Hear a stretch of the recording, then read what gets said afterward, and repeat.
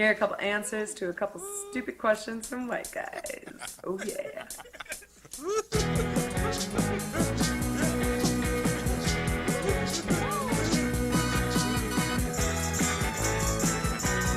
Hi everyone, it's Christy. Last week, the amazing atheist and some collaborators got together to do a spoof of the BuzzFeed's questions by X for Y. If you've watched the BuzzFeed videos, you'll know that they're a mix of sort of comedy by drawing on cultural stereotypes and then some serious questions about racial relations. The idea of the BuzzFeed videos is to throw in some comedy and some serious questions in order to get people thinking. When TJ did his video, he invited other white males to collaborate so that it's an exclusively white male video directed at SJWs. Instead of being funny and bringing up some serious issues, all of the speakers, basically except maybe one, used it as an opportunity to be really snarky and condescending and patronizing and insulting. In the spirit of collaboration, I've asked a few of my friends who have been called SJWs to help me answer the not serious and genuine questions of most of the people in this video. Why do you claim to speak for LGBT people, women, and ethnic minorities, but when LGBT people, women, and ethnic minorities disagree with you, you harass them? TJ, I don't think you understand what an ally is. An ally doesn't claim to speak for people. They are speaking the same values as other people are speaking in support of those people. I'm an ally to LGBT people when I raise the awareness and concern about attempts of Christian privilege to infringe upon their civil rights. And I'm speaking as an American when I express my concern at the clearly racial nature of police shootings in the United States. And I am adding my voice in support to the Black Lives Matters movement and its goals of putting cameras on cop uniforms, ending the militarization of police, using fines as a source of city revenue. All of these things are great ideas and could help really solve some problems. I'm not speaking for people, I'm adding my voice in support to theirs. I'm on the LGBTQ spectrum. I speak for myself, and I'm grateful for the support of my allies. As a minority, I'm very glad that there are people who advocate for human rights of others, even when they're not personally affected. I have to say that I find this question demeaning. It ignores the many LGBTQ people and the many people of color who are at the very forefront of this social justice movement, who are defining figures within it. I've seen this kind of thinking when it comes to all of us. As if gay people and black people and Latino people just sit around while the white cis straight guys do the work, like children who let the parents do the thinking for them. It's crap. We contribute, we research, we organize, we teach and instruct and lead even. Fancy that. As far as people harassing others, I would never do that or condone it. I would like to know who these people are in the social justice movement, what you accuse them of specifically, and what your evidence is that they have done these things. So, if necessary, I can go give them a piece of my mind. So, TJ, listen, I did answer that one question, but it's the last question of yours that I'm going to answer. I think you've made it very clear after you doxed Martin Hughes and then refused to debate him on your statements that black people live in a victim cult, or that black culture is a victim cult, and that you refuse to stand by that, but also didn't walk away from it. So I've answered that question because it is relating to LGBTQ, and I've answered it specifically as a person who is LGBTQ, but I'm certainly not going to play any games with you regarding your racism. You can play word games or go, oh, this is more racist than that, or that is more racist. You know, find any way you want to turn the tables around, but it's obvious you don't want to engage, you don't want to debate. You just want to mug for the camera and pander to your audience, and I will not be playing that game. And I don't think that anybody else will either. It's up to them what they want to do. We don't. While all three of us here at TSF are on the LGBTQ spectrum, Ivy's out doing some business. The only instance of us speaking for the community is when we make bold claims like throwing gay men off buildings is ethically unjustifiable, Or corrective rape of lesbians is an atrocity. Yeah, we don't harass anyone that we know of. If we're antagonistic towards someone who comes to our channel or tags us, we do not take their orientation into account when constructing one of our trademark devastating retorts. And as for harassment, I don't do harassment online. Unlike...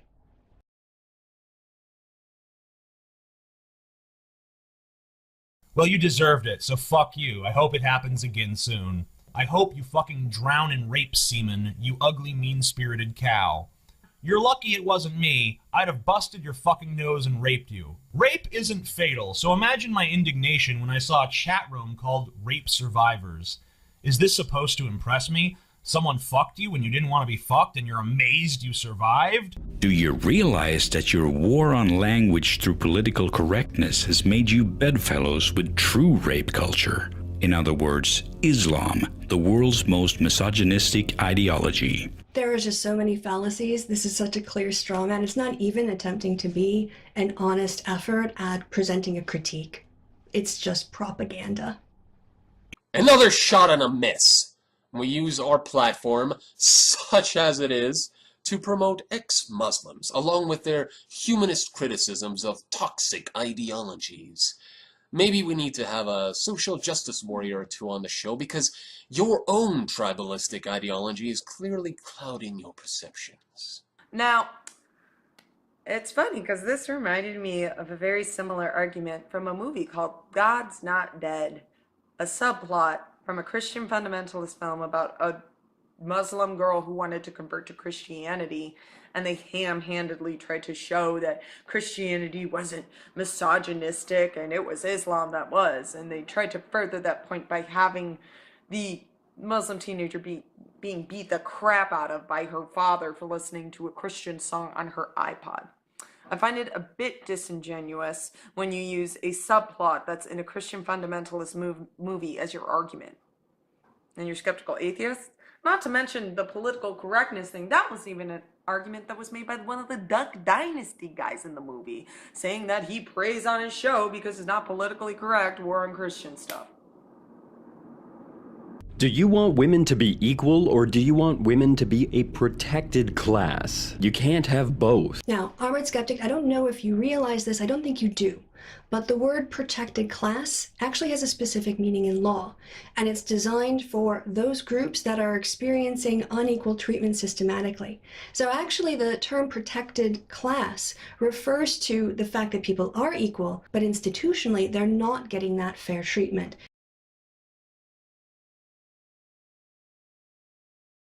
Therefore, your claim that a protected class is a contradiction to equality just shows that you don't actually understand the terms that you're using. Personally, I'm strongly in favor of an equal rights amendment being passed in America. I'm American. It should be updated for modern understandings, of course. If you expect society to treat women as equal with men, why don't women have to take responsibility for their own safety? Okay, I'm gonna take this one. You realize we teach self-defense, right? Yes, we teach self-defense for a reason. We teach self-defense to all people, not just women, so that you can be better prepared in a situation where you may need to use it. Also, men and women can both be a protected class and a respected class. Any feminists that object to self-defense training, unless they are talking about the fact that it's necessary and that sucks, like they're complaining about the general atmosphere of violence toward women. Other than that, why would they have a problem with it? If by safety you're talking about domestic abuse and rape, my first question to you is, why are you ignoring all of the male victims of domestic abuse and rape in that question when you're just framing it as women are the only ones who are victims? As to the second part of your question, well, there are women's safety courses. I know I was trained in how to protect myself, so you seem to be setting up a really unfair false dichotomy that doesn't make your argument very convincing. What are you afraid will happen when you leave your safe space? Arrgh, there be dragons. Guys, do you not inform yourself of things you talk about at all? Safe spaces are not 24/7 environments, and I, for one, manage to live my day-to-day life just fine. When it comes to safe spaces, to give a for instance, when I worked with people with opioid addictions, I would ask extremely personal, difficult, painful questions, and they would answer them honestly because they knew they were in a safe space, a place where they weren't going to be judged, but instead be supported and helped. And they knew that there would be privacy and respect for their particular circumstances and needs. That's what safe spaces are for. My awareness of other safe spaces that occur on college campuses include things like a place for young mothers to go to breastfeed their children, which are private and calm and safe and just a clean, nice environment, which can be hard to come by. You have to understand that the university of today is like a small town. It's a huge place with a lot of people and a lot of stuff going on and a lot of tension. So, it makes sense to have different places like this where they can go if they have particular needs. How can you possibly justify the idea that it's somehow racist to disagree with Black Lives Matter, and yet it's not racist when a black person tweets something like, "Kill all white people"? I'm kind of surprised I have to explain this to you, TJ. Black Lives Matter is a group with political goals. So when you disagree with Black Lives Matter, you have to explain what you're disagreeing with. For instance, they want to see body cams on police. Do you disagree with that? They are aiming to see a reduction in the militarization of the police. Do you disagree with that? They are aiming to stop municipalities from relying on fines that disproportionately impact low-income people as a way to fund their budgets. Do you disagree with that? So when you just say, I disagree with Black Lives Matter, and you just reject it as a group, you're certainly, maybe I wouldn't call it racist, but you're certainly showing a massive rejection of what are some really sensible policies. Now, take that group that has political goals and has a website, and there you have spokespeople, and compare it to one person on Twitter who says something that might be humorous, it might be serious, they might be mentally ill. I don't know what's going on. But do you see how these two things are completely different? You're using a logical fallacy of false analogy, and you're supposed to be a rationalist. You need to work on that. Here's a question. Are you aware that the present is not the past? I'm not kidding. Are you familiar with the concept of linear time? Because you seem incredibly comfortable traveling back through time to talk about how bad things were for women, or black people, or whoever. And then by using some form of SJW magic, you then claim or imply that those problems in the past exist today. Are you aware that this trick that you're doing is not working? Why do you think that would work? Really? Time moves forward in a linear progression? Mind blown. That explains so much. Who came up with this question again? Dude, crack is whack. It's pointless because it happened in the past. And it's a trick. Explaining causes and effects is a trick. The phrase history repeats itself. That's a trick.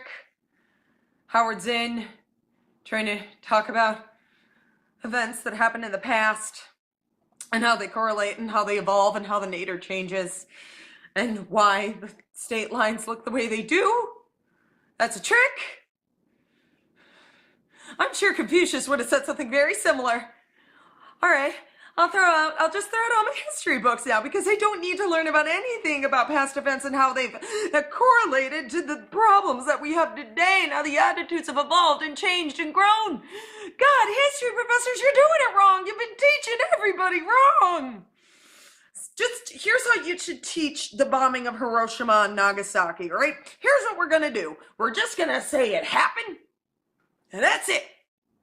Because it's in the past, and we don't have to talk about how the causes and the effects of something like that, like with the arms race and the Cold War and the fact that Nagasaki and Hiroshima are still grieving over the fact because it was just like a couple generations ago and they still have nuclear waste and problems around there. Nah, just talk about it as if it doesn't correlate to the past.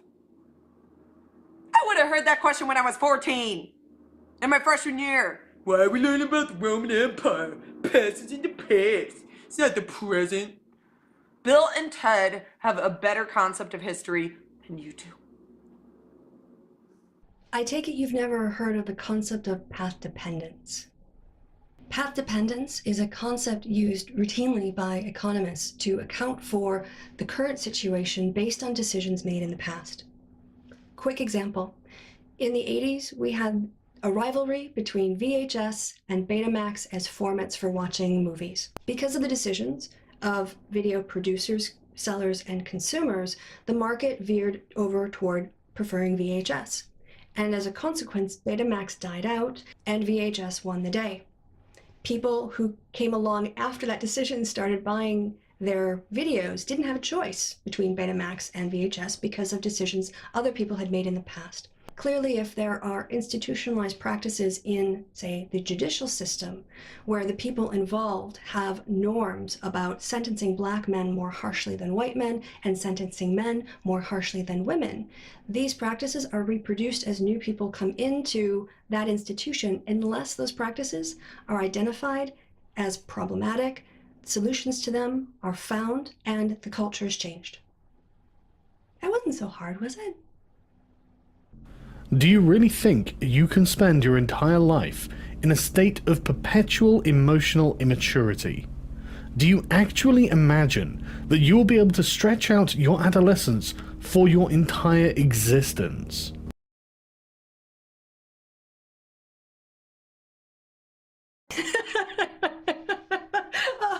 Oh, this is really rich coming from you, Sargon, the man who lives in the Twittersphere and has to harass people from behind a pseudonym. This is hilarious. So hilarious.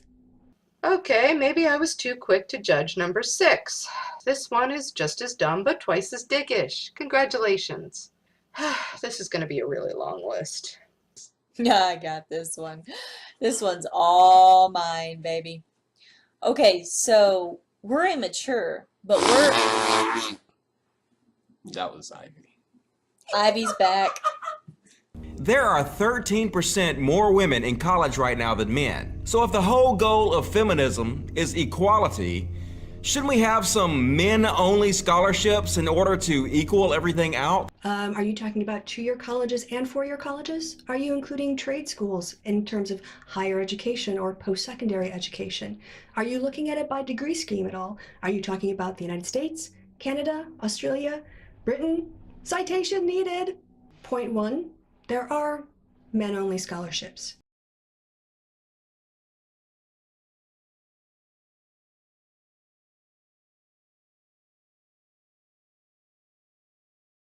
Did you even bother to look that up before you made the video? And secondly, men-only scholarships doesn't actually address the problem that you've set up in the first part of your question. Sex differences in who attends university isn't going to be solved by a scholarship unless you're saying the finances of men are the reason why they can't get into higher education. The idea of a scholarship is to allow people who don't have enough in terms of financial resources to get the education they need, but it doesn't help you get admitted to the university, it doesn't help your grades, and it doesn't help people stay in university if they decide to drop out after a year or two. I really have to wonder why you thought this was a coherent question to begin with. If feminism and egalitarianism are both for equal rights, then why does one start with a gendered prefix while the other one is entirely gender neutral? Oh, finally, an honest question. Okay, let's break this down. Egalitarianism is a principle of human equality, but it doesn't say anything or it doesn't allow us to analyze human equality through any particular experience or lens, as it were. If we want to critique human equality in society and law in terms of heterosexual and homosexual acceptance, that would be associated with the gay rights movement. So gay rights is egalitarianism applied to the question of sexual identity and orientation. Egalitarianism as applied to issues of racial equality, whether or not certain groups based on their ethnic background hold more power in society or have disproportionate power over other people in that society, the issues of racial equality, that is egalitarianism applied to the question of ethnicity. And you know where I'm going with this. Egalitarianism, when it is looked at through the lens of power and social status as assigned according to the person's biological sex or gender norms in a society, that's feminism.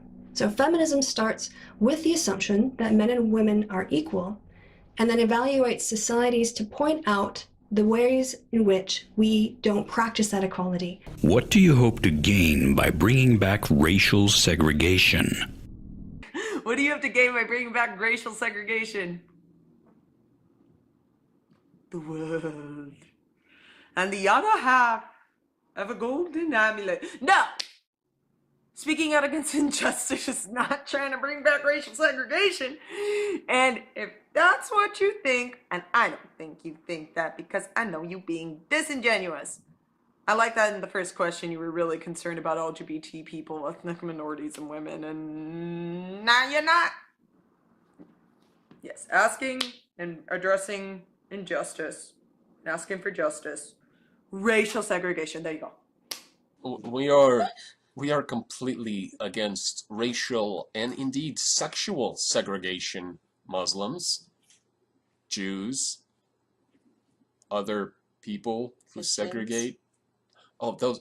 See, it was right on the tip of my tongue. No matter who the segregation is proposed by, we're against it. I have to answer that question with a question. Could you be a little bit more specific? Like, who the fuck are you talking about? What do you mean by racial segregation? What element of feminism or SJWs are you talking about that want to bring back racial segregation? Are you aware of the fact that due to the war on drugs, a lot of people in prison are black, and that's a kind of a form of racial segregation?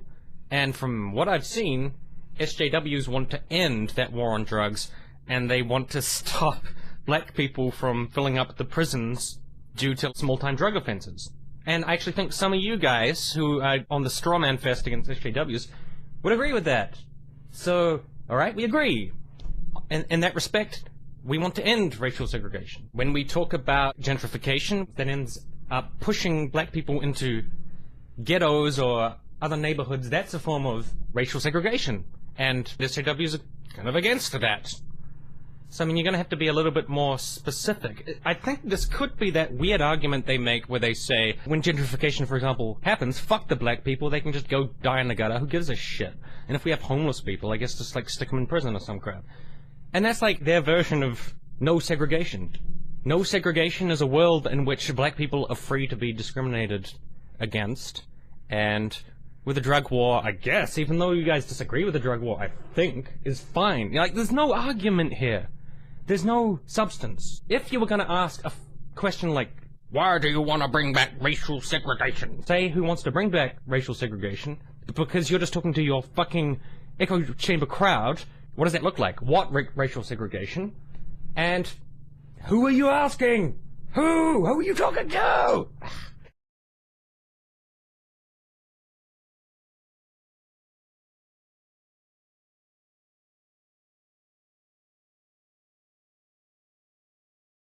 When my granduncle was dropping bombs on London, did your grandparents get out of their bunkers in the morning to protest with signs that read, "Not all Nazis"? My great-grandfather was a colonel stationed very high up, actually, in Japan. He led an exemplary... Lucy, sit. It's my dog. He led an exemplary life as an officer and a gentleman. Interestingly, he hated MacArthur passionately because of what he felt was a total indifference to human life. Not even that he would be willing to sacrifice it if he had to, but that it was hardly even an obstacle in his mind. So I guess he was a regressive. There's two components to answering this question. There's the stupid part, and then there's the actual substance of what he's trying to say. The stupid part is the way he asks this fucking question, which, of course, is just dripping with the same kind of condescension and arrogance that all of these fuckfaces are asking these questions with. When my granddaddy was doing this, was your granddaddy doing that? My granddad was a fighter pilot in World War II. I guess that answers your question. What was your granddaddy doing? Well, he was a fighter pilot. And I have some other granduncles who escaped from Nazi Poland because they didn't want to get killed.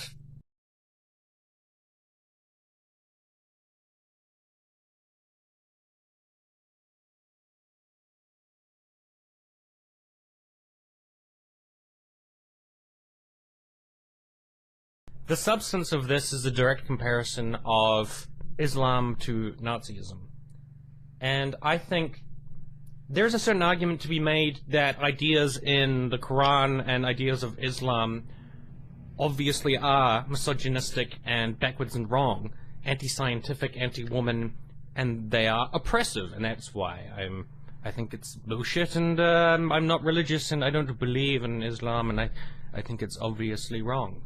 But to compare Islam to Nazism, it's a convenient way of making a non-argument to make yourself feel better, because the fact is, if there were the amount of Nazis in the world today that there are Muslims, I think we would have seen a significantly larger amount of massacres, including death camps, and just like pure carnage, chaos, and death. This is not a relative privation thing. I'm not saying because Nazism is so much worse in practice than Islam, that Islam does not have tons of problems, and that's no consolation to like a gay person when they're getting thrown off a fucking wall in Saudi Arabia. But I don't know any SJWs who think like Saudi Arabia is actually like the ideal society and it's a wonderful place. But I also know in Saudi Arabia when they're throwing gay people off walls and shit, that doesn't really have much to do with like random Muslims who live in America, even if they have some problematic ideas about how things work. But if they were all Nazis, I mean, you can rest assured that the world dominance that Islam supposedly wants would be far more advanced if it was Nazism, because Nazism is extremely militaristic in a fashion that Islam is not, quite frankly. And I know, this is like nuance. This is actually like thinking about the dimensions of things. Islam and Nazism are not one-to-one. That's kind of a blunt comparison.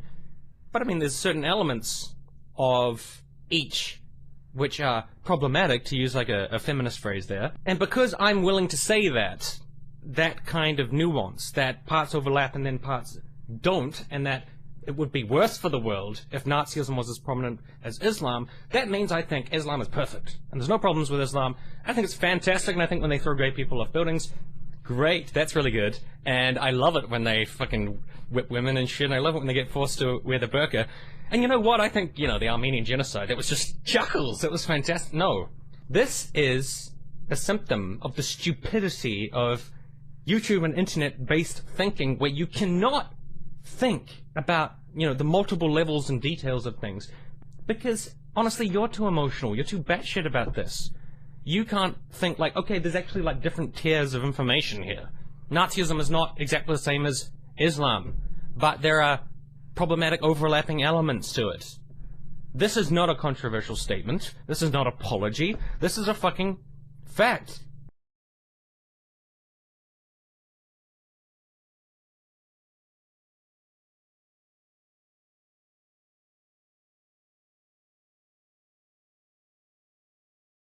If you're going to bring up Nazis and compare it to something, you should compare it to a system which necessarily leads to genocide. The Khmer Rouge, Pol Pot. That's a very valid analogy. Stalinism. And Stalinism is not the same as all communism, but it was definitely a variant of communism which led to genocide. The three pashas in Turkey, near the turn of the century, who carried out the Armenian genocide, I would say that those people with their right-wing ideology, that leads to genocide. If you want to compare some part of Islam that's similar to the Nazis, I think a direct comparison to the Committee of Union and Progress, who carried out the Armenian genocide, who were Muslims, is a 100% totally valid analogy. Compare like to like. You can't compare a Nazi party to an entire religion of 1.8 billion people or whatever. And if the problem is just that Muslims have some fucked up views, do they have the monopoly on fucked up views? I mean, how come it's just their fucked up views are the Nazi ones? But when you get a whole bunch of fucking white racist cunts, you're willing to overlook that, and you're like, no, that's just the KKK. It's not white people. You see, that would actually be logical to say, yes, the KKK have a Nazi-like point of view, that these fascist parties in Saudi Arabia have a Nazi-like point of view. Islamic extremists have a Nazi-like point of view. These conservative Islamic leaders have a Nazi-like point of view, and that's shit, and we hate it. But it doesn't make sense to say Muslims have a Nazi-like point of view. Well, then how come, all Muslims are not out there putting everybody in camps? And again, I mean, all Muslims is not equal to Saudi Arabia and Afghanistan. Oh, God. Deep thinking is regressive. It's my opinion that they abstain from actual responses to my criticism because by even replying to it, they are forced to confront nuance. And they truly have no argument against nuance. How could they? Looking at the world without caring about details or context is completely indefensible as a position unless the argument is simply ignorance is bliss.